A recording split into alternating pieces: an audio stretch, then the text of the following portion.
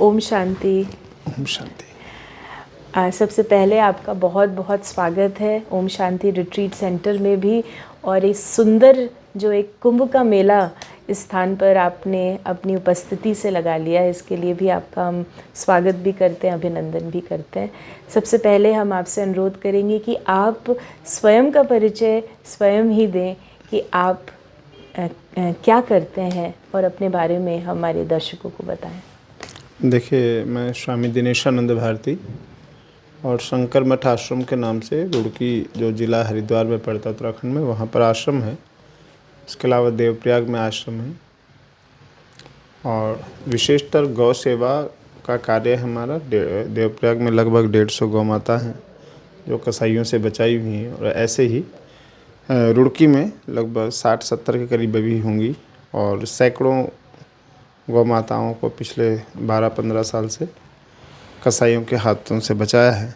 बाकी हिंदुत्व के जो कार्य होते हैं और विशेषकर समाज में कैसे सौहार्द कायम रहे, जो हमारी एक पहचान है, तो उसके लिए विभिन्न कार्यक्रम करते रहते हैं। जी, जैसे आपने कहा कि समाज की भी आप एक प्रकार से बहुत सेवा कर रहे हैं, और हम भारत को देखते हैं और हम ये भी पाते हैं कि समाज एक प्रकार से उसकी दुर्गति हो रही है, जिसके कहा जाता है कि धर्मग्लानि के सभी चिन्ह आज मौजूद हैं। तो भारत का पुनरुत्थान हो, वो कैसे हो सकता है और कौन करेगा? देखिए, भारत का जो पुनरुत्थान है वो चरित्र निर्माण से होगा। चरित्र निर्माण की कार्यशालाएं लगनी चाहिए, और जैसा आपका ईश्वरीय विश्वविद्यालय कर रहा है, एक चरित्र निर्माण की कार्यशालाएं लगा रहा है। इसके अतिरिक्त हमने अन्य जगहों पर भी साल में 2-3 बार चरित्र निर्माण, दुर्व्यसनों से बचना, मोबाइल से बचना, विभिन्न प्रकार के जो चारित्रिक हनन हैं। चरित्र केवल आप ये नहीं कह सकते कि शरीर के किसी विशिष्ट अंग को शुद्ध रखना ही चरित्रवान होने की गारंटी है। चरित्र आपको लोभ में नहीं आना है, लालच में नहीं आना है ना।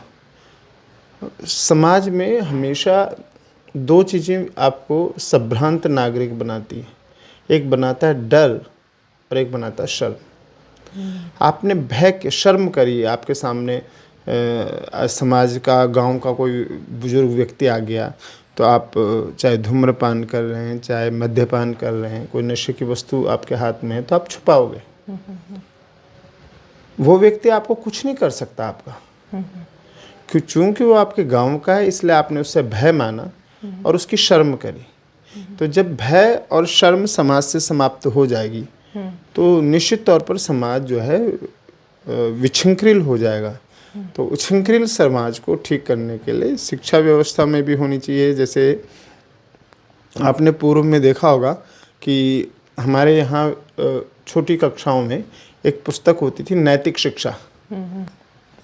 जी, कि नैतिक शिक्षा में हमारे यहाँ क्या होना चाहिए। अब एक साधारण सी बात है कि हम क्या कहते हैं कि पूर्व में हमारे समय में क्या होता था कि पिता के मित्र की पुत्री वो बहन ही होती थी। रक्षाबंधन पे वो ऐसे ही घर पे आती थी अधिकार पूर्वक, जैसे कि अपनी बहन आती है। किंतु टीवी ने और दुष्प्रचार, दुर्व्यसनों ने, दुष्ट लोगों ने दुष्प्रवृत्ति का प्रचार करके ये बताया कि भाई वो आपकी प्रेमिका भी हो सकती है, आप उससे भविष्य में विवाह भी कर सकते हैं, आप व्यभिचार भी कर सकते हैं। तो ये सारी चीज़ें जो है, अनेक चीज़ें हैं, लेकिन इसमें निश्चित तौर पर महापुरुषों को, स्पेशली इसके अतिरिक्त जीवन की प्रथम पाठशाला और जीवन की प्रथम गुरु, जो हमारे शास्त्र कहते हैं कि 5 गुरुओं का उसमें वर्णन आता है। तो प्रथम गुरु है माँ, फिर पिता, फिर ज्येष्ठ भ्राता, ये परिवार हो गया। फिर है कुलपूज्य पुरोहित। कुलपूज्य पुरोहित को मैं थोड़ा अब परिभाषित ऐसे करता हूँ कि जिस आध्यात्मिक संघ से आप जुड़े हैं, जिस संप्रदाय से आप जुड़े हैं, कुलपूज्य पुरोहित। फिर मंत्रदान देने वाला। तो आपको जो प्रथम पाठशाला है, द्वितीय पाठशाला, तृतीय पाठशाला की ज्येष्ठ भ्राता, आपकी माता, आपके पिता, तो यहाँ से हमारी शिक्षा आरंभ होती है और यहीं से सब शुरू होगा। और इसके लिए मैं बार बार कहता हूँ कि चरित्रवान माता पिता पहले पैदा हो, तो सारी चीज़ें वहीं पर आ जाती हैं कि पहले चरित्रवान व्यक्ति का निर्माण किया जाए। और ईश्वरीय विश्वविद्यालय इसके लिए मुझे लगता है कि विगत कई वर्षों से कार्य कर रहा है चरित्र निर्माण के लिए। चरित्रवान माता पिता होंगे तो चरित्रवान संतान होगी। बहुत सुंदर आपने चरित्र की बात करी। तो जो हमारे प्रभु प्रेमी हैं, जो इस चैनल को देखते हैं, सुन रहे हैं आपको, आप उनके लिए क्या कहना चाहेंगे? देखिए, मैं तो यही कहूँगा कि आप दूसरे का उदाहरण देना बंद करो कि वो ऐसा है, वो ऐसा है, वो ऐसा है। हम बदलेंगे, युग बदलेगा, संसार बदलेगा। हमने स्वयं को देखना है। यदि हमने स्वयं के लिए अपना कार्य किया और स्वयं को सुधार लिया, क्योंकि दुनिया का सबसे कठिन काम और दुनिया का सबसे सरल काम एक ही है, दोनों काम एक ही, स्वयं में परिवर्तन करना, अपने आप में बदलना। मैं क्या पढ़ता हूँ, मैं मोबाइल पे क्या देख रहा हूँ आज की, फिर मुझे आप मिले, कोई आध्यात्मिक महापुरुष मिला, आध्यात्मिक माताएं मिली, है ना, तो बहनें मिली, तो मेरा विचार बदल गया ना। फ़ोन तो वही है। मैं इस पे पूर्व में कुसंगति में आकर के क्या देख रहा था और सत्संग में जाकर के क्या देखने लगा, तो मैंने स्वयं को बदला तो मेरे जीवन में बदलाव संभव हुआ। हमारी समस्या क्या है कि हम चाहते हैं कि दूसरा बदल जाए, हमारा नंबर बाद में है। और मैं फिर कहता हूँ कि प्रथम गुरु जो है ना, माता है। और माता का एक खास प्रकरण है, आप देखेंगी कि हमारे यहाँ अवतारवाद की थ्योरी है। अवतारवाद की अवधारणा में भगवान ने पुरुष रूप में जहाँ जहाँ जन्म लिया, दुष्टों का संहार करा, एक भी दुष्ट का मंदिर नहीं बना। राम ने रावण का वध किया, राम के मंदिर हैं, रावण का है कहीं नहीं। अगर कृष्ण अवतार में कंस का वध किया, कृष्ण के मंदिर हैं, कंस का है नहीं। भाई। भगवान ने वराह अवतार में हिरण्याक्ष का लिया, नरसिंह अवतार में हिरण्यकशिपु का वध किया, तो कहीं हिरण्यकशिपु का मंदिर है? नहीं। केवल उसका है, भगवान का है, जिसका संहार कर लिया उसका नहीं है। लेकिन माँ ने भैरव का वध किया, ठीक है ना। लेकिन माँ का प्रेम, माँ की दयालुता, माँ की उदारता देखो कि जहाँ माँ का मंदिर है वहाँ भैरव मिलेगा, भैरव का भी मंदिर है। माँ ने तुम्हें मारने के बाद भी त्यागा नहीं, है ना। फिर हम कहते हैं भाई, जो भी प्रसिद्ध आपका मंदिर है, देवी का शक्तिपीठ है, उसका एक भैरव, यानी माँ ने संहार किया जिसका, उसका भी मंदिर बना दिया। ये माँ की ममता है। तो माँ आज की डेट में मेरा ये मानना है कि महत्वपूर्ण भूमिका निभाएंगी इस परिवार निर्माण में, चरित्र निर्माण में, और भारत को विश्व गुरु बनाने में। क्योंकि आप जब आध्यात्मिकता से अलग हुए, आप एक मूवमेंट चला यूरोप में और अमेरिका में, तो आपने देखा कि जिन्हें हम हिप्पी कहते हैं, जो नशेड़ी गंजेड़ी थे, भारत का एक साधु गया, उन्हें खाना खिलाने लगा। उन्होंने गालियाँ दी, वो फिर भी खाना खिला रहा है। आज वो इस्कॉन के नाम से और हरे कृष्णा मूवमेंट, हरे राम हरे कृष्ण मूवमेंट, अब देख रहे पूरे विश्व में फैल गई। भारत में तो बाद में आई, पहले यूरोप और अमेरिका को खा गई। वे हिंदू हैं कि नहीं है हमें नहीं पता, लेकिन वो कृष्ण के भक्त हैं। अब उनको कृष्ण को समझना है। अब उतना काम जो प्रभुपाद जी हैं वो कर चुके हैं, अब उनको कृष्ण को समझाना है। कोई शिव भक्त है तो उसको भाई, अब उसे भक्त तो बन गया ना, अब उसको शिव को समझाना है। तो उसी प्रकार अभी जैसे इसने आपके ब्रह्म कुमारी ईश्वरीय विश्वविद्यालय ने 140 देशों में अपना प्रचार केंद्र स्थापित किए, तो नींव तो रख दी है ना आध्यात्मिकता की, भारत के ज्ञान की, भारत के विज्ञान की, भारत के पुरातन की, और भारत की नींव 139 देशों में उन्होंने रख दी है। भारत में तो नींव है ही, लेकिन शेष जो 139 देश हैं उसमें ईश्वरीय विश्वविद्यालय ने नींव रख दी है भारत की, है ना। और भारत का जो अर्थ है वो यही है, भा भाष्यते प्रकाशते, यानी जो ज्ञान की ओर ले जाना चाहिए, जो ज्ञान की खोज में रत है, जो दिन रात जो है केवल ज्ञान की खोज कर रहा है, उसका नाम भारत है। और भारत की नींव ईश्वरीय विश्वविद्यालय ने 139 देशों में रख दी है। अब तो जाकर के उस नींव पे बिल्डिंग तैयार करनी है, और उसके लिए मेरा ये मानना है कि सभी जितने साधु संत हैं, भारत के आध्यात्मिक जगत के प्रचारक हैं, सब प्रचारकों को एकजुट हो करके अब भारत का जो भवन बनना है उस भवन का निर्माण करना चाहिए। बहुत सुंदर आपने ये कहा, और मातृशक्ति की भी बात कही, साधु संतों की भी बात कही। तो जब मातृशक्ति और आप जैसे जो हम कहेंगे कि महासंत एक साथ मिलकर यदि कार्य करें तो उस समाज कल्याण में आप क्या लाभ देखते हैं? नहीं, करना ही पड़ेगा। यदि आपको भारत चाहिए, करना ही पड़ेगा, उसके अलावा कोई विकल्प नहीं है। चरित्रवान नागरिक हो, चरित्रवान व्यक्ति हो, तो फिर अगर आप एक साथ आज नहीं होते तो आप वेदों को नकारते।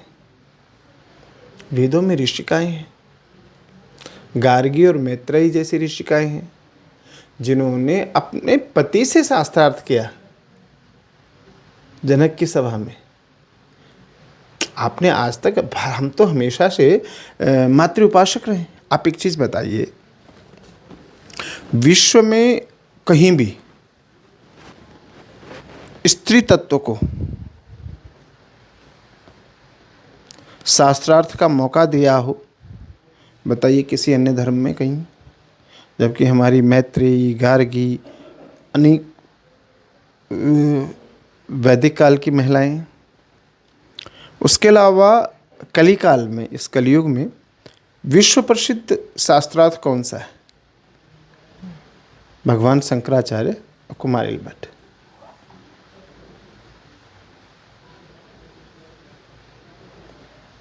उनके बीच का शास्त्र। और उनकी पत्नी उसकी जज बनी। निर्णय कौन करेगा? भाई शंकराचार्य जीत रहे हैं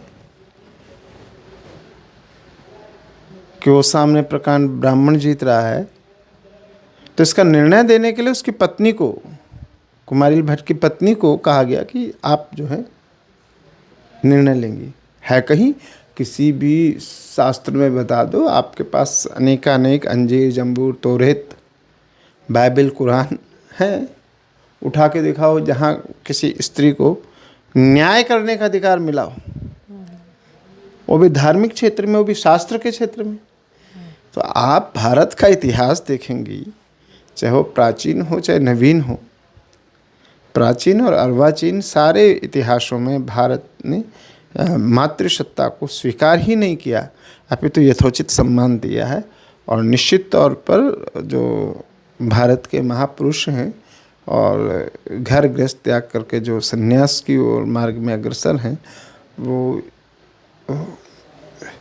जो माताओं का संघ है और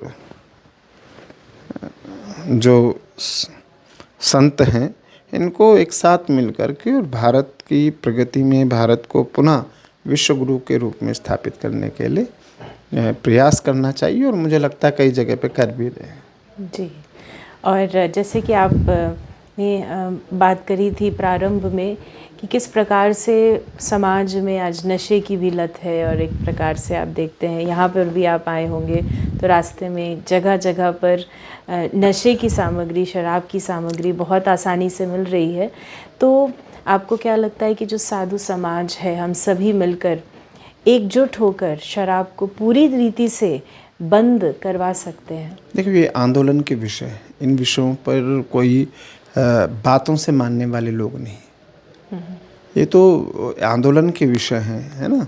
और ये इनमें कई चीज़ें ऐसी होती हैं जो नहीं करनी होती हैं सामान्य जीवन में, तो ये आंदोलन के विषय हैं। और हाँ, मैंने फिर कहा कि जो माँ है ना, वो पहली गुरु है। वही नशे, अगर वो नशे से, आपको पता है भारत में पहला शराब खाना कब खुला? 1760 में कलकत्ता में। और अंग्रेज लिखते हैं कि 1760 से और 1840 तक, यानी पूरे 80 वर्ष तक उनके शराब खाने में एक भी भारतीय नहीं गया। आप हिंदू, मुस्लिम, सिख, ईसाई सब छोड़ दीजिए, एक भी भारतीय नहीं गया। यानी उस समय हमारी धर्म सत्ता कह दीजिए, उस समय हमारा जो सामाजिक सरोकार, जो सामाजिक संगठन ऐसे थे कि शराब खाने में जाने के लिए, मदिरालय में जाने के लिए लोग शर्म की बात मानते थे। फिर वो लिखते हैं, आप इंडिया हाउस लाइब्रेरी है इंग्लैंड में, लंदन में, आप उसमें पढ़ेंगे तो उसमें उसने आगे लिखा, फिर आगे वो लिखता है कि अगले 20 साल में लोग चुपके चुपके आने लगे। यानी 1840 से 1860 के मध्य जो लोग आए तो शराब लेने आए भी तो बड़े चुपके चुपके आए, कहीं कोई देख न ले। यानी वो जो सामाजिक भय था वो उसे था उस समय तक। 1860 में सामान्य व्यक्ति शराब की दुकान से शराब खरीदने लगा। यानी पूरे 100 वर्ष लगे हमारे संस्कारों को ख़त्म करने में।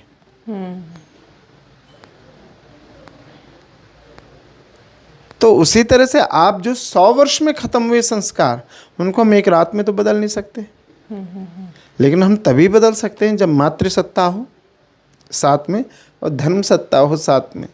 माँ कहे बेटा नहीं पीना है ना, और यहाँ जो है गुरु कहे बेटे इससे पाप लगता है। माँ लौकिक भय दिखाए, गुरु पारलौकिक भय दिखाए। तो ये तभी ये आंदोलन के विषय, अब जैसे आप हमारे विषय में करेंगे तो हमारे यहाँ 2 थान खुले तो हमने तोड़ के बंद करे, किंतु हर जगह हम ऐसा नहीं कर सकते, है ना। सरकारें हमारे खिलाफ हो जाएंगी, क्योंकि इस समय जो राज सत्ता है इसमें दल से मतलब नहीं, ये जनतंत्र है। तो जनतंत्र की जो सत्ता है, ये सत्ता नियमों पे नहीं चलती, ये चलती है डिमांड एंड सप्लाई के रूल पे। भाई अगर हम 1760 वाला माहौल ले आए, लोग शराब की दुकानों पे जाएं ही नहीं, तो चाहे 50 खोल लें एक ही जगह, हम कहेंगे बगल में दूसरी भी खोल। जब तेरे पास खरीदार ही नहीं आना है, लेकिन खरीदार जा रहा है, तब वो दूसरी भी खोलने की सोच रहा है ना। यानी कहीं ना कहीं जो आपने चरित्र की बात करी, और हम सब ब्रह्मा कुमारी बहनें भी जो एक इसी समाज कल्याण के लिए हैं कि चरित्र निर्माण अगर होगा, समाज का कल्याण तभी हो सकेगा। और हम सभी संत और महिलाएं, मातृशक्ति मिलकर इसको आगे बढ़ा सकते हैं। हाँ, चरित्र तो सबसे बेश है। आगे हम इसी को तो भूल गए। ऐसे तो बहुत सारे कारण हैं जिनको हम भूले, लेकिन ये मैंने आपको कहा कि 100 साल में हम 100 साल लगे हमारे इसको समाप्त होने में, जो हमारे मतलब संस्कार थे। तो एक दिन में तो पैदा नहीं होंगे, लेकिन जैसे आप देख रही हैं कि आपका ईश्वरीय विश्वविद्यालय है, तो जिन्हें आप ब्रह्मा पिता कहती हैं और आपके संप्रदाय के आदि पुरुष हम कह सकते हैं, जिन्हें समाज जो है पंडित दादा लेखराज, हाँ, दादा लेखराज के रूप में जानता है। तो जब उन्होंने आरंभ किया होगा तो कितने लोग साथ रहे होंगे, और जो साथ रहे होंगे उनमें से आधे से ज़्यादा सर फोड़ने वाले रहे होंगे, पत्थर मारो। तो हमने देखा ये समय तो लेगा, लेकिन निश्चित तौर पर एक दिन भारत विश्वगुरु बनेगा, और हम सब लोग इसको देखेंगे कि भारत विश्वगुरु बना, भारत ने विश्व को लीड किया। तो निश्चित तौर पर ये होगा, सभी साथ होंगे, मातृसत्ता होगी, साथ में भ्रातृसत्ता होगी, पितृसत्ता होगी, आचार्य सत्ता होगी, धर्म सत्ता होगी। ये सारे लोग एक साथ आएंगे जब गुरु का, पिता का, भाई का, माँ का, बहन का, सबका एक ही ध्यान होगा कि जो अगली पीढ़ी है, उस अगली पीढ़ी का हम चरित्र निर्माण कैसे करें, और एक राष्ट्रीय चरित्र हम बनाएं। तो बहुत ही रहेगा, तभी हम लोग इसको आगे कर पाएंगे। अन्यथा की गुंजाइश नहीं है, अन्यथा हमारे पास विकल्प नहीं है। हमें तो यही करना है, हमें चरित्र निर्माण करना है, हमें मातृसत्ता, पितृसत्ता सबको साथ लेकर के चरित्र निर्माण करना और भारत को एक चरित्रवान नागरिक देने हैं। बहुत सुंदर। फिर ओम शांति। बहुत सुंदर। ओम शांति।